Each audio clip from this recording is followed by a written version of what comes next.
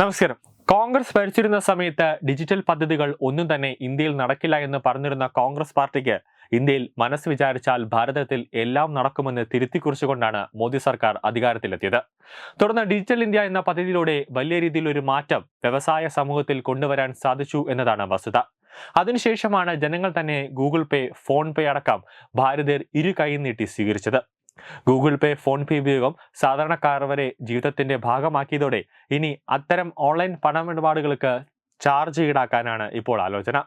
അടിസ്ഥാന സൗകര്യങ്ങളും പ്രവർത്തന ചെലവുകളും കൈകാര്യം ചെയ്യുന്നതിൽ ബാങ്കുകളെയും പേയ്മെന്റ് സേവനദാതാക്കളെയും പിന്തുണയ്ക്കുന്നതിനായി 3000 രൂപയ്ക്ക് മുകളിലുള്ള എല്ലാ യൂണിഫൈഡ് പേയ്മെന്റ് ഇന്റർഫേസ് പേയ്മെന്റുകളിലും മെർച്ചന്റ് ഡിസ്കൗണ്ട് നിരക്ക് അവതരിപ്പിക്കാൻ ഒരുങ്ങുകയാണ് കേന്ദ്ര സർക്കാർ. വ്യാപാരി വിറ്റുവരവിനേക്കാൾ ഇടപാട് മൂല്യത്തെ അടിസ്ഥാനമാക്കി മർച്ചന്റ് ഡിസ്കൗണ്ട് നിരക്ക് അനുവദിക്കുന്നതിനുള്ള ചർച്ചകൾ നടന്നു വരികയാണെന്നാണ് NDTV ഇപ്പോൾ റിപ്പോർട്ട് ചെയ്യുന്നത്.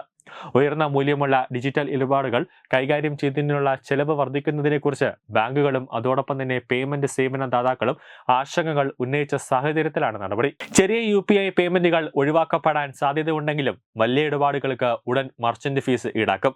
ഇത് 2020 ജനുവരി മുതൽ നിലവിലുണ്ടായിരുന്ന സീറോ MDR നയം പുനഃസ്ഥാപിക്കലാണെന്നും സർക്കാർ വൃത്തങ്ങൾ പറഞ്ഞു.